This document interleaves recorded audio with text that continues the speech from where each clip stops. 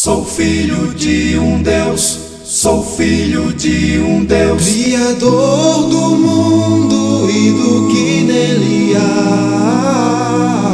Fez a terra, o céu e o mar. Há pessoas que não creem que Deus fez o homem, mas eu sei que Ele é meu Criador. sei que fui criado à imagem de Deus.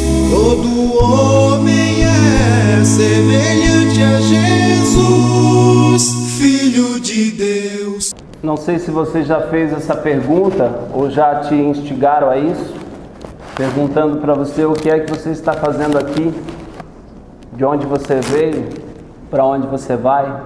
Já ouviu essas perguntas? São comuns, né, quando a gente estuda algumas matérias na faculdade, no ensino médio, filosofia, eles fazem essas perguntas. Saber de onde você veio, o que é que você está fazendo aqui e para onde você vai faz toda a diferença na sua vida. Vamos ler um texto agora e ver que Jesus sabia exatamente de onde ele tinha vindo, o que ele estava fazendo aqui e para onde ele iria. Lucas 9:51. Aproximando-se o tempo em que seria elevado aos céus, Jesus partiu resolutamente em direção a Jerusalém e enviou mensageiros à sua frente.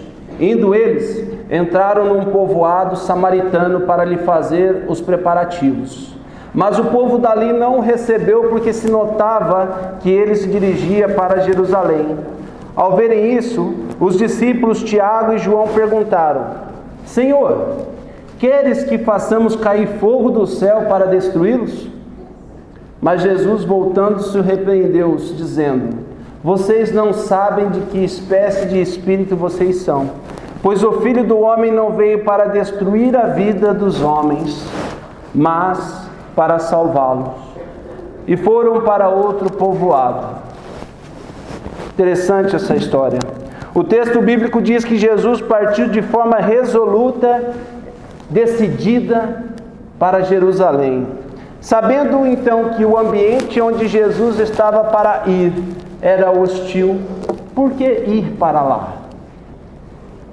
Às vezes, algumas situações bíblicas, a princípio, não parecem fazer muito sentido.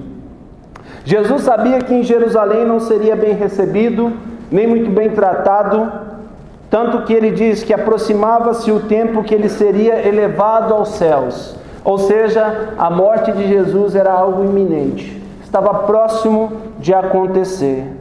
O tempo que seria levado aos céus. Jesus, então, sabendo disso, partiu de forma decidida para Jerusalém. E é possível concluir, então, que Jesus sabia que ele estava prestes a morrer em Jerusalém. E mesmo assim, mesmo sabendo dessa triste notícia, de que em Jerusalém ele seria maltratado, que ele não seria bem recebido, que haveria oposição naquele lugar, Jesus estava pronto a ir para aquele lugar hostil, que não fazia muito sentido então ir para lá. Não faz muito sentido ir para um lugar que o que lhe aguarda é dor, tristeza e sofrimento. Não faz muito sentido você sair de onde você está e ir para um lugar onde você sabe que não vai ser bem recepcionado. Por que que Jesus quis ir para lá? Jesus talvez pudesse ter se acovardado, talvez ter ficado amedrontado e mudado o seu caminho, escolhido um atalho. Possivelmente poucas pessoas sairiam do seu lugar confortável, pacífico e amistoso para um lugar de uma recepção hostil, de um lugar que haveria dor, tristeza e sofrimento. Jesus sabia que esse não era então o seu destino final. O ponto é que Jesus sabia que aquele lugar que ele tinha que passar não era o seu destino final. Isso faz muita diferença. Pelo contrário, Jesus sabia que aquele lugar ali era apenas parte do percurso para onde ele tinha que ir. Muitos buscam alternativas hoje, atalhos, rotas de fuga para não passarem por dor, sofrimento e tristeza. Afinal de contas, no século em que vivemos, chamado de pós-modernidade, existe uma ideia de que o Filho de Deus não merece sofrer, de que você e eu não merecemos sofrer. Jesus era o filho mais legítimo que Deus tinha, e nem mesmo ele pôde evitar o sofrimento, nem mesmo ele pôde evitar dor, tristeza e angústia. Mesmo ele não pôde evitar tudo isso e já nos alertou. Em João capítulo 16, versículo 33, Jesus diz assim: no mundo passareis por aflições, mas tende bom ânimo, eu venci o mundo. Ele nos traz uma palavra de esperança. Você vai passar por aflições, se já não está passando, mas tende bom ânimo. Jesus venceu o mundo e nos traz essa esperança de que nós também podemos vencer. Jesus sabia que estava indo para o céu, e o texto deixa claro que Jesus sabia que ele seria elevado aos céus, e por isso ele partiu de uma forma resoluta em direção a Jerusalém. Jesus segue firme os seus projetos e os seus desígnios. Jesus está determinado e decidido. Embora Jesus soubesse do sofrimento que o aguardava, ele tinha saudade dos céus. Jesus sentia a falta dos céus. E pensando nisso, me lembro de uma poesia de Gonçalves Dias que vocês já devem conhecer. Canção do Exílio. Peço que vocês entendam que algumas palavras não são comuns ao nosso vocabulário, mas eles têm liberdade poética para escrever assim. Minha terra tem palmeiras onde canta o sabiá. As aves que gorjeiam aqui não gorjeiam como lá. Nosso céu tem mais estrelas, nossas várzeas têm mais flores, nossos bosques têm mais vida, nossa vida mais amores. Em cismar sozinho à noite, mais prazer encontro eu lá. Minha terra tem palmeiras onde canta o sabiá. Minha terra tem primores, que tais não encontro eu cá. Em cismar sozinho à noite, mais prazer encontro eu lá. Minha terra tem palmeiras, onde canta o sabiá. Não permita, Deus, que eu morra, sem que eu volte para lá. Sem que eu desfrute de primores que não encontro por cá. Sem que ainda avistes palmeiras, onde canta o sabiá. Coisa linda, não é? Que inspiração. Gonçalves Dias está falando de uma saudade que ele sentia da sua terra natal, do seu lugar de origem. Eu não sei como você pensa acerca disso, mas o céu não é aqui. O fato de vivermos em um lugar onde não é o céu já é sofrido pela própria natureza. Winston Churchill, um dos primeiros ministros da Inglaterra, disse que a decadência moral da Inglaterra era devido ao fato que pregadores tinham deixado de pregar sobre o céu e o inferno. Jesus alerta para todas essas coisas, sobre céu e sobre inferno. A pregação sobre o céu traz profundas lições para a igreja hoje. Jesus diz: não devemos ajuntarmos tesouros sobre a terra, onde a traça e a ferrugem corrói, onde ladrões escavam e roubam, mas ajuntai para vós outros tesouros nos céus, onde a traça não corrói, onde ferrugem não destrói, e ladrões não escavam nem roubam. Devemos pensar nas coisas lá do alto. Jesus ensinou: seja feita a sua vontade, assim na terra como é feita no céu. O céu nos estimula à santidade. Pedro, escrevendo a sua carta, 2 Pedro 3,14, ele diz: empenhem-se para serem encontrados por ele em paz, imaculados e inculpáveis. O céu nos ajuda a enfrentar o sofrimento. Romanos capítulo 8, versículo 18. Considero que os nossos sofrimentos atuais não podem ser comparados com a glória que nos será revelada. Os nossos sofrimentos não podem ser comparados às glórias a ser revelada. Então o céu nos ajuda a enfrentar o sofrimento, porque nós sabemos que o céu não é aqui. O céu nos ensina muitas vezes a renunciar a certas coisas terrenas. Abraão recebeu um chamado de Deus: sai da sua terra, do meio da sua parentela, e vai para uma terra que eu lhe mostrarei. E Abraão foi, e posteriormente recebeu aquela terra como herança. Moisés rejeitou ser chamado filho da filha de Faraó e preferiu sofrer juntamente com o seu povo do que desfrutar de prazeres momentâneos. Então, o céu ajuda você a pensar em coisas eternas e não se apegar no que é transitório. Como é bom pensar no céu. O céu nos livra do medo da morte. Paulo falou assim: o viver para mim é Cristo e o morrer é lucro. Pergunto a você: você sente falta do céu? Lá é o seu lugar.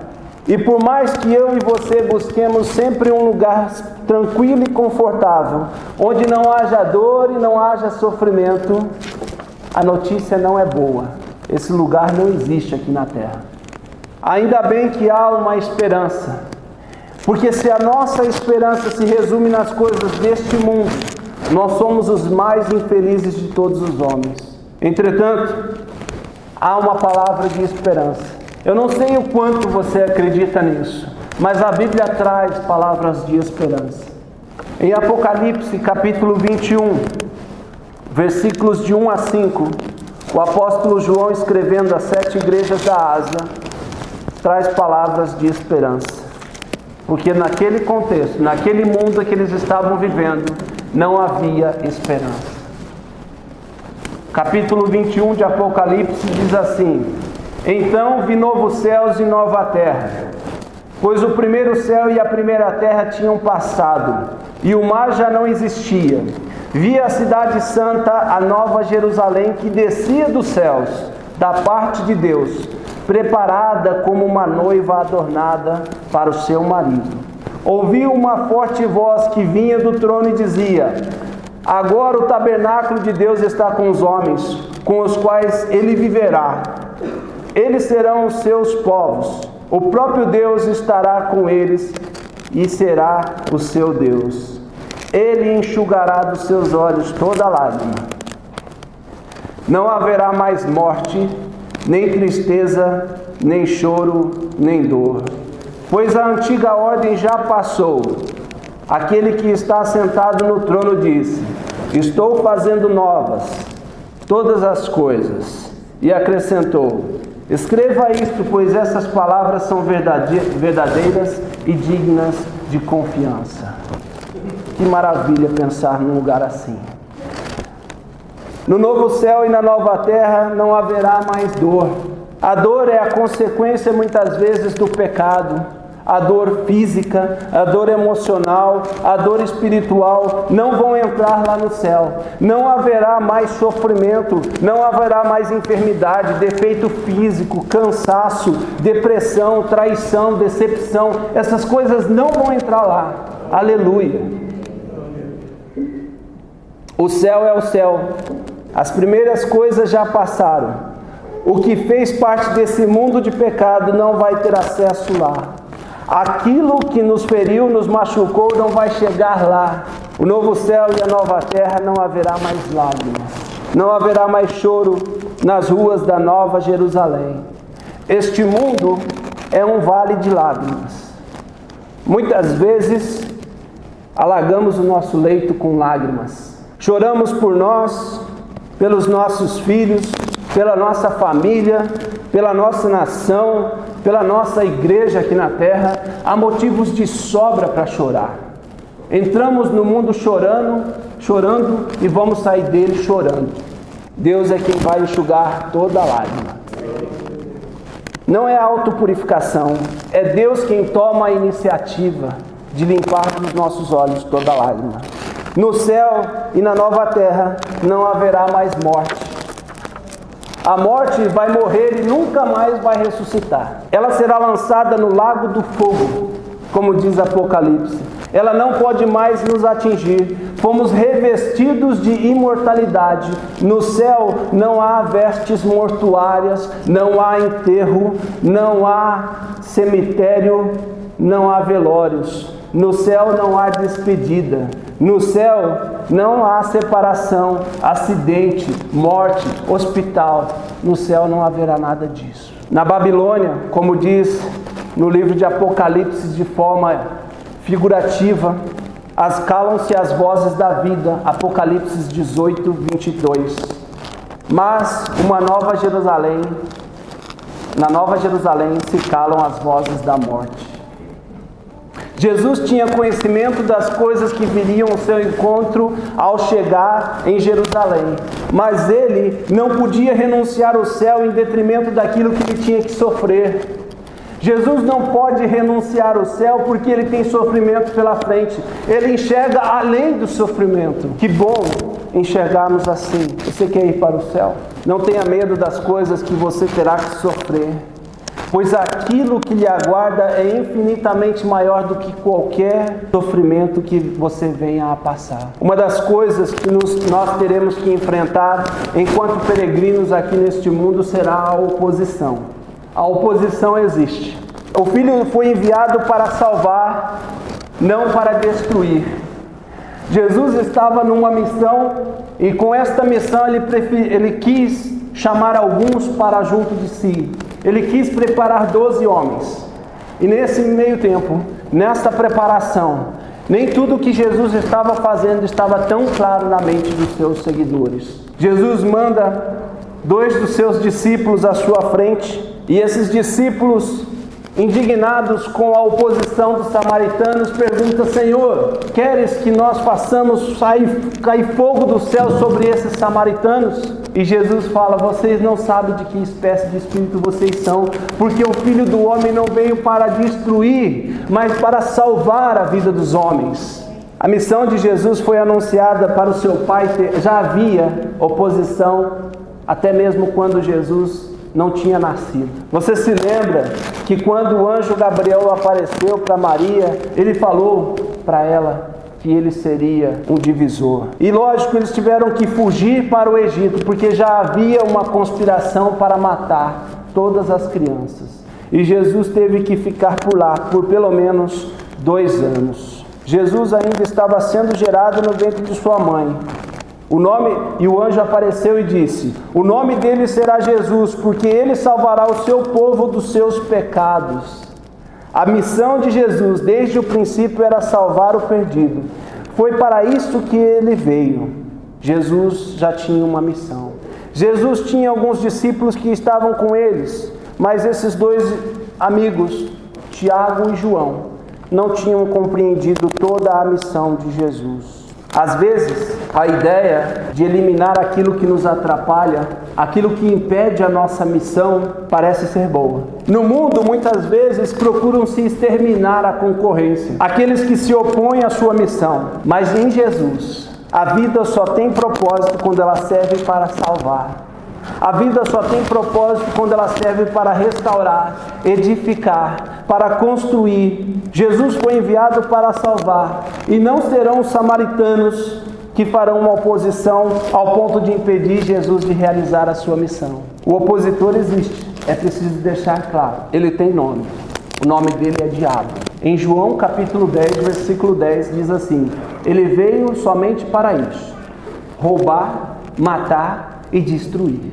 É isso que ele quer fazer com você. É isso que ele quer fazer com a igreja. É isso que ele quer fazer com a humanidade: roubar, matar e destruir. Ele não nega para o que veio. O seu poder, porém, é limitado.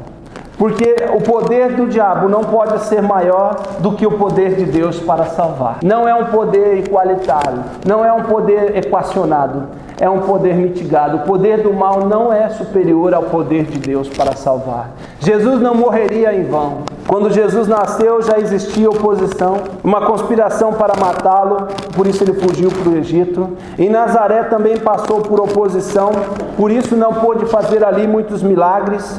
Quando ele curava, tinha os que duvidavam e pior, acusavam, dizendo: ele faz isso pelo poder de Beelzebul, o maioral dos demônios. Poderia haver oposição pior? Quando Jesus se relacionava com publicanos, pecadores, as pessoas o acusavam.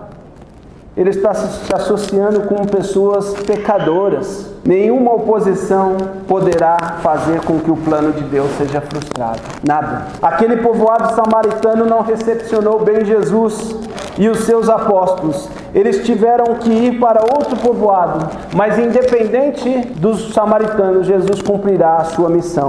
Jesus sabe que tem um lugar que está pronto para ele. Hebreus capítulo 12, versículos de 1 a 3 diz: portanto nós, uma vez que estamos rodeados por tão grandes nuvens de testemunhas, livremo-nos de tudo o que nos atrapalha e do pecado que nos envolve. E corramos com perseverança a corrida que nos é proposta, tendo os olhos fitos em Jesus, autor e consumador da nossa fé. Ele, pela alegria que lhe fora proposta, suportou a cruz, desprezando a vergonha, e assentou-se à direita do trono de Deus.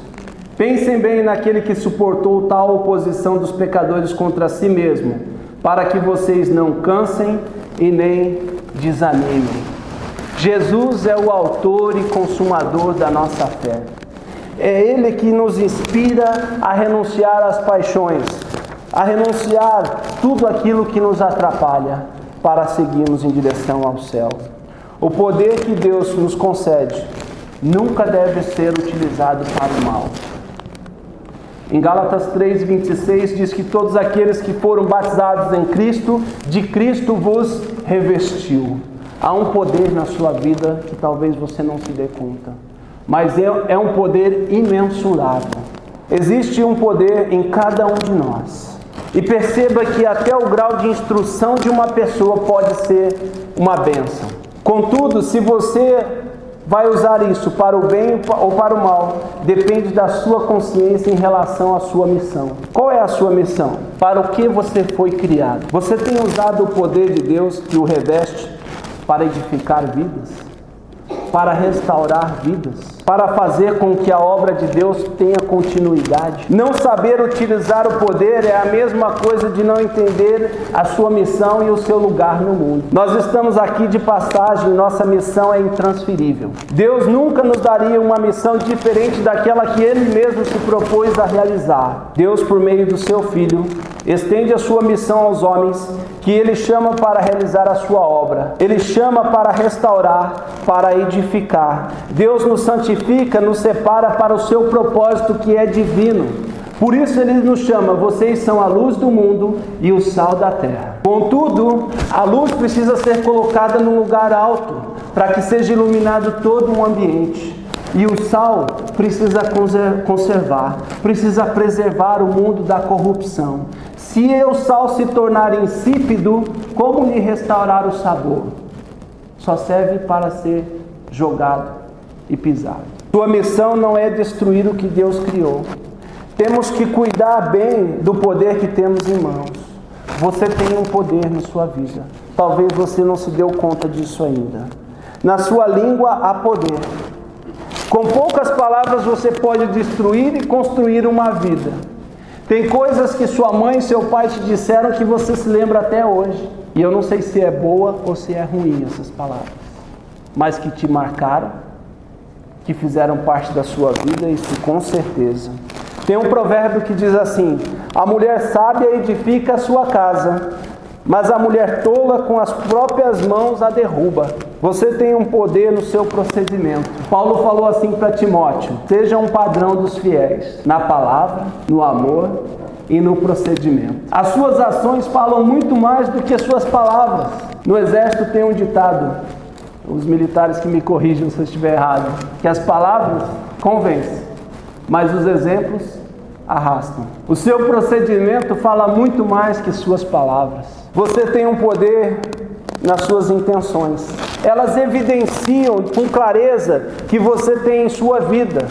Ou seja, quando você sabe qual é a sua missão e para onde você vai, não importa a oposição, porque a sua obra não é sua, é divina. E é possível que haja alguma oposição à altura? Será que pode haver alguma oposição à altura da obra de Deus? Isaías 43, versículo 13. Desde os dias mais antigos, eu o sou. Não há quem possa livrar alguém da minha mão. Agindo eu, quem pode desfazer? Quem impedirá? Deus está falando. Quando eu ajo, não há quem impeça. Não há quem se oponha. Quando você estiver claro de que o seu lugar não é aqui e que a sua missão é revestida de poder, você partirá para o seu destino de forma resoluta e decidida. Não vai ficar hesitando, não vai ficar com medo de sofrer e de ter dor e sofrimento, porque você vai ter essas coisas. É inevitável. Quando estiver convicto do que Deus idealizou para você, sem medo nem hesitação, enxergará com clareza, e a forma menos dolorosa de enfrentar o sofrimento é indo ao encontro dele. Quando Estevão, um dos seguidores de Jesus, estava para ser morto, Atos 7,56, e disse: vejo os céus abertos e o Filho do Homem em pé à direita de Deus. Quando Estevão estava para ser apedrejado, ele olhou para cima e disse: vejo os céus abertos e o Filho do Homem em pé à direita de Deus. Jesus estava de pé, pronto para receber um dos seus seguidores, que estava para ser apedrejado. Contemplemos mais o céu e assim daremos menos importância aos sofrimentos passageiros. Que Deus nos abençoe. Se